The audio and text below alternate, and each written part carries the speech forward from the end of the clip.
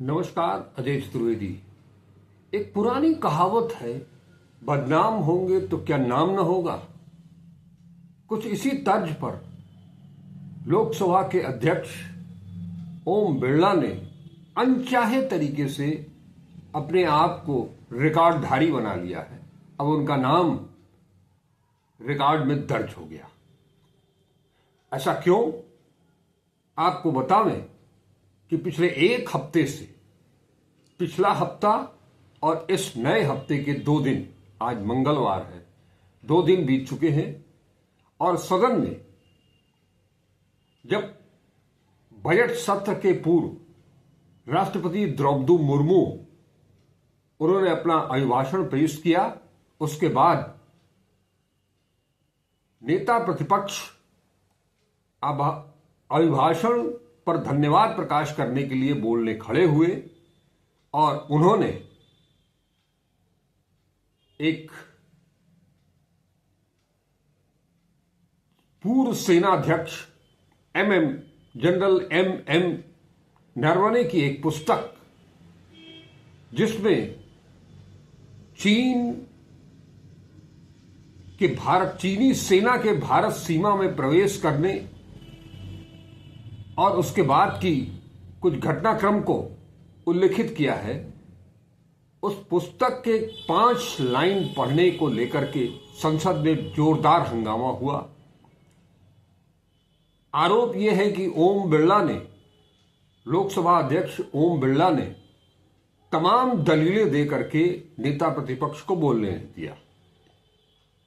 एक दिन बीत गया, दूसरे दिन फिर नेता प्रतिपक्ष राहुल गांधी भाषण देने के लिए खड़ा हुए, उस दिन भी उन्हें नहीं बोलने दिया गया और उसके बाद से ये प्रक्रिया लगातार जारी रही।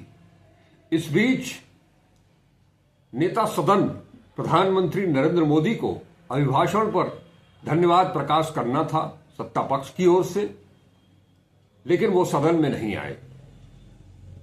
शाम 5 बजे का समय दिया था लोकसभा अध्यक्ष ने ही, उस दिन वो नहीं आए।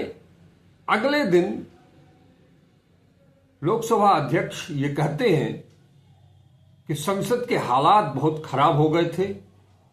कांग्रेस के कुछ सांसद जो बिल में सत्ता पक्ष की ट्रेजरी बेंच की ओर आगे बढ़ रहे थे और जो उन्हें खुफिया रिपोर्ट मिली थी, उसके आधार पर यह कहा कि कुछ भी अप्रत्याशित हो सकता था। कहा तो यहां तक गया कि कांग्रेस की महिला सांसद, जिनका नाम लिया गया बाकायदे लोकसभा अध्यक्ष ओम बिरला के द्वारा, कि वो प्रधानमंत्री को दांत काट सकती थी। उधर राहुल गांधी को बोलने नहीं दिया जा रहा था बार बार। संसदीय कार्य मंत्री भी, अभी कल की बात है जबकि वो राहुल गांधी बोलने के लिए आए, उसके पहले विपक्ष के कुछ सांसद उनके कक्ष में मिलने के लिए गए थे और उस दौरान बकौल कांग्रेस, बकौल राहुल गांधी की लोकसभा अध्यक्ष ने उन्हें बोलने की अनुमति दी है। बावजूद इसके स्पीकर संध्या राय ने उन्हें बोलने का मौका नहीं दिया। इस बीच संसदीय कार्य मंत्री किरण रिजिजू ने भी कहा ये कि इस तरह का कोई बयान, कोई दावा, कोई वादा लोकसभा अध्यक्ष ने नहीं किया है। फिर नहीं बोलने दिया गया। ऐसे में समूचा विपक्ष, बल्कि हां, बीच में एक चीज, जब नेता प्रतिपक्ष को बोलने नहीं दिया गया तो उसके बाद आसन की ओर से पहले समाजवादी पार्टी के अध्यक्ष अखिलेश यादव को बोलने के लिए काम बुलाया गया, उन्होंने भी कुछ नहीं कहा। कल की जो घटना मैंने आपको बताई, तो बजट पर चर्चा करने के लिए कांग्रेस सांसद शशि थरूर को बुलाया गया, उन्होंने भी स्पष्ट कर दिया कि पहले एलओपी को बोलने दिया जाए, हम अपना समय उनको देते हैं, बावजूद इसके एलओपी को नहीं बोलने दिया गया। और यह प्रक्रिया कोई नई नहीं है। इस संसद की बात करें, इसके पहले की संसद की बात करें, 3 में से 2 बार तो ओम बिरला ही लोकसभा के अध्यक्ष रहे। और जब से ये लोकसभा के अध्यक्ष हैं तब से लगातार ये देखा जा रहा है कि एलओपी जब भी खड़े होते हैं बोलने के लिए, टोका टिप्पणी, नियम कानून, नियमावली, तमाम तरह की दलीलें दी जाती हैं। और इस बार भी यही हुआ। इस बार तो उन्हें बोलने का मौका ही नहीं दिया गया। और इसके विपरीत भारतीय जनता पार्टी के सांसद दर्जन भर किताब लेकर के आए और पूर्व प्रधानमंत्रियों पंडित जवाहरलाल नेहरू, श्रीमती इंदिरा गांधी, कांग्रेस के जितने भी प्रधानमंत्री रहे हैं, राजीव गांधी, उसमें आप जोड़ सकते हैं नाम लाल बहादुर शास्त्री का भी, मनमोहन सिंह का भी, इन सब को पानी पी पी करके भद्दी भद्दी असंसदीय भाषा का प्रयोग संसद के भीतर करते रहे और उन्हें उनके खिलाफ कोई कार्रवाई अभी तक नहीं की गई है। उन सांसद महोदय का नाम निशिकांत दुबे है। मैं तो उनका नाम भी नहीं लेना चाहता था, क्योंकि वो जब भी संसद के भीतर हो या संसद के बाहर हो, उनकी जबान पर कभी नियंत्रण नहीं रहता है। वो अनाप जब भी बोलते हैं वो कुछ अनाप शनाप ही बोलते हैं। उनके खिलाफ कोई कार्रवाई नहीं की गई। महिला सांसदों के खिलाफ झूठा आरोप लगाया गया, ऐसा कांग्रेस का कहना है, विपक्ष का कहना है। विपक्ष ये भी कह रहा है कि अगर उनके पास कोई पुख्ता सबूत हैं तो वो एफआईआर करते। ये तो एक अगले दर्जे की शर्मनाक बात है कि संसद के भीतर सांसदों से प्रधानमंत्री को, सदन के नेता को खतरा है। ऐसे में अब इसके सिवाय और कोई चारा बचता नहीं था विपक्ष के पास कि वो लोकसभा अध्यक्ष ओम बिरला के खिलाफ अविश्वास प्रस्ताव का नोटिस बाकायदे सेक्रेटरी जनरल, लोकसभा के सचिवालय के सेक्रेटरी जनरल को दे। और ये काम आज हो गया। इसमें कांग्रेस, समाजवादी पार्टी, डीएमके, राजद, तमाम विपक्षी दलों के कुल 118 सांसदों ने हस्ताक्षर किए हैं। बताया ये जा रहा है कि इसमें तृणमूल सांसद, तृणमूल के कांग्रेस के सांसद शामिल नहीं हैं। हालांकि उनकी तरफ से ये स्पष्ट किया गया है कि तृणमूल कांग्रेस ये चाहती थी कि पहले एक सामान्य प्रस्ताव सदन में ले आया जाए और ओम बिरला को ये मौका दिया जाए अपना पक्ष रखने का, उसके बाद ये नोटिस जारी की जाए। लेकिन ऐसा नहीं हुआ। कहा यह भी जा रहा है कि तृणमूल कांग्रेस लोकसभा स्पीकर के बजाय मुख्य चुनाव आयुक्त ज्ञानेश कुमार के खिलाफ अविश्वास प्रस्ताव ले आना चाहती है। इसको लेकर के थोड़ी भ्रांतियां भी हैं। कहा यह भी जाने लगा है कि हर दल, विपक्ष का भी अपने अपने हितों को साधते हुए विपक्ष की राजनीति कर रहा है। लेकिन एक तृणमूल कांग्रेस को छोड़ करके इंडिया गठबंधन के सभी घटक दलों ने इस पर हस्ताक्षर किए हैं। अब नोटिस जब लोकसभा के सेक्रेटरी जनरल को दे दिया गया, उसके बाद ओम बिरला ने अपने आप को संसद की कार्यवाही से बतौर अध्यक्ष अलग कर लिया। आज जो भी कार्रवाई हुई चली, उसका संचालन उन्होंने नहीं किया। इस जो नोटिस दिया गया है, इसमें नेता प्रतिपक्ष राहुल गांधी के भी हस्ताक्षर नहीं है। इस संबंध में जब जानने की कोशिश की गई तो बताया ये गया कि संसदीय लोकतंत्र की गरिमा, इंस्टीट्यूशनल प्रोप्राइटी और संसदीय परंपरा का सम्मान करते हुए उन्होंने इस पर हस्ताक्षर नहीं किया है, क्योंकि वो संसदीय व्यवस्था के तहत संवैधानिक रूप से नेता प्रतिपक्ष हैं और नेता प्रतिपक्ष को कैबिनेट मंत्री का दर्जा प्राप्त होता है और इन सब से अलग नेता प्रतिपक्ष शैडो प्राइम मिनिस्टर के रूप में जाना जाता है। तो वो जो परंपराएं हैं, जो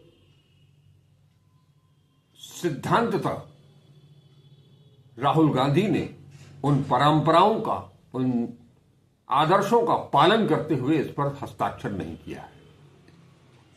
आरोप यह है ओम बिरला के ऊपर कि राष्ट्रपति अभिभाषण पर बोलने, एलओपी को नहीं बोलने दिया गया। जैसा मैंने बताया, विपक्ष के अन्य सांसदों को भी रोका टोका गया, उन्हें भी बोलने का मौका नहीं दिया गया।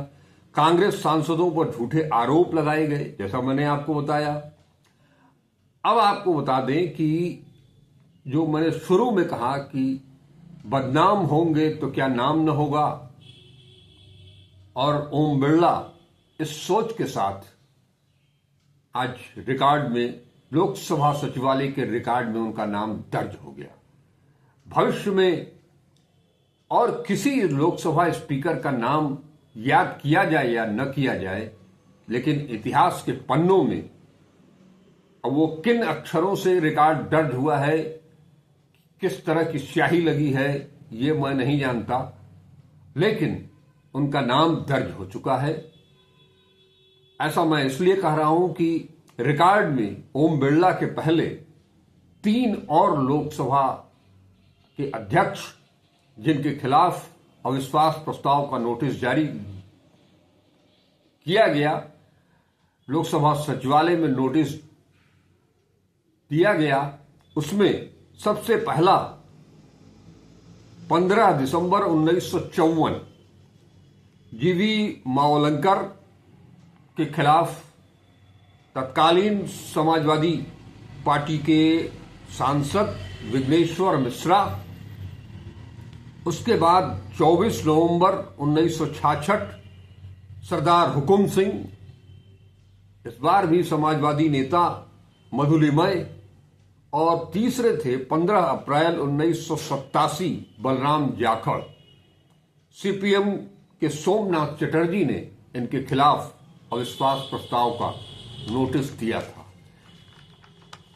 लोकसभा अध्यक्ष के खिलाफ नोटिस देने के 14 दिन के बाद फ्लोर परीक्षण भी होता है। इसके तहत जो प्रक्रिया है, उसके तहत संविधान के अनुच्छेद 94E और लोकसभा नियमावली के तहत कोई भी सदस्य लोकसभा के अध्यक्ष के खिलाफ नोटिस दे सकता है। हालांकि सामान्यतया 2 सांसद मिलकर के इस तरह की नोटिस देते हैं। कार्यवाही के कारण स्पष्ट, कार्यवाही जो अविश्वास प्रस्ताव पेश किया जा रहा है, उस संबंध में स्पष्ट है कि कार्रवाई के कारण स्पष्ट, सटीक और ठोस आरोप होने चाहिए। जैसा मैंने बताया, 14 दिन बाद सदन की कार्यसूची में इसे शामिल किया जाएगा। माने आज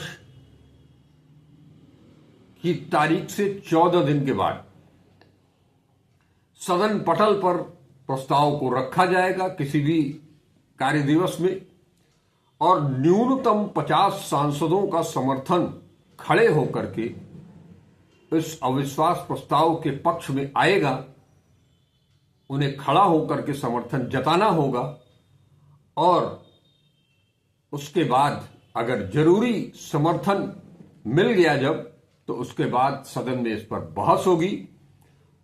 बहस के बाद जरूरी हुआ तो मतदान होगा, और अगर अविश्वास प्रस्ताव के समर्थन में बहुमत होता है तो लोकसभा अध्यक्ष को अपने पद से हटना होगा। अब तक जो 3 मामले आपको मैंने बताए, 1954, 1966 और 1987, जेवी मावलंकर, सरदार हुकुम सिंह और बलराम जाखड़, इनमें से किसी को भी आसन से, लोकसभा अध्यक्ष के पद से हटाया नहीं जा सका। आज की अगर गणित, वर्तमान संसद की अगर गणित देखेंगे तो उसमें भी विपक्ष को बहुमत प्राप्त नहीं है। अब अगर कोई अपने अंतर्मन की सुन करके विपक्ष के पक्ष में आकर के ओम बिरला के खिलाफ मतदान करता है और वो बहुमत जुटा लेते हैं, तभी ओम बिरला को लोकसभा अध्यक्ष के पद से हटाया जा सकता है। लेकिन एक स्पष्ट चीज है, आप सबको याद होगा कि इसी तरह से राज्यसभा में, राज्यसभा के तत्कालीन सभापति, उपराष्ट्रपति जगदीप धनखड़ साहब के खिलाफ भी अविश्वास प्रस्ताव ले आने की कोशिश की गई थी। हालांकि वो पहले ही खारिज हो गया, सदन के पटल तक पहुंचा ही नहीं। उसके बाद क्या कुछ हुआ, ये सब आपकी जानकारी में है, उसे रिपीट करना जरूरी नहीं समझता। किस तरह से धनखड़ साहब को रातों रात इस्तीफा देकर के जाना पड़ा और उसके बाद से आज तक वो दोबारा पब्लिक के बीच में, मीडिया के बीच में कभी दिखाई नहीं दिए। ओम बिरला के साथ कम से कम आज की तारीख में ही नोटिस जब स्वीकार हो गया है सचिवालय में, लोकसभा सचिवालय में, तो इसे भी एक विपक्ष की नैतिक जीत माना जाना चाहिए। और सदन में जिस आज से 14 दिन के बाद जिस भी कार्य दिवस में इस पर बहस होगी या मतदान होगा, विपक्ष भले ही अपने प्रस्ताव पर बहुमत साबित न कर सके, लेकिन एक नैतिक बल उसे प्राप्त होगा। और दूसरी तरफ लोकसभा अध्यक्ष में अगर थोड़ी सी भी नैतिकता होगी तो वो भी आगे की कार्यवाही के संचालन में नियमों का पालन जरूर करेंगे और समान दृष्टि से जो एक लोकसभा अध्यक्ष का वैशिष्ट गुण होना चाहिए, क्योंकि जिस दिन कोई भी सांसद लोकसभा का अध्यक्ष चुना जाता है तो सबसे पहले उसे संबंधित पार्टी से त्यागपत्र देना होता है, क्योंकि लोकसभा अध्यक्ष किसी दलगत राजनीति का से प्रेरित नहीं होता है, वो किसी दल का सदस्य नहीं हो रह जाता है। वो निर्णायक भूमिका में होता है और उसके लिए ट्रेजरी बेंच हो या विपक्ष हो, दोनों पर समान दृष्टि होनी चाहिए। और तो और कहा यह भी जाता है कि विपक्ष क्योंकि अल्पमत में है, लिहाजा एक कमजोर बच्चे की तरह उसे लोकसभा अध्यक्ष का समर्थन हासिल होता है, हासिल होना भी चाहिए। लेकिन इस नई राजनीति में न्यू इंडिया के न्यू कानून, न्यू गवर्नमेंट ने इन सारी परंपराओं को तोड़ दिया है, तार तार कर दिया है।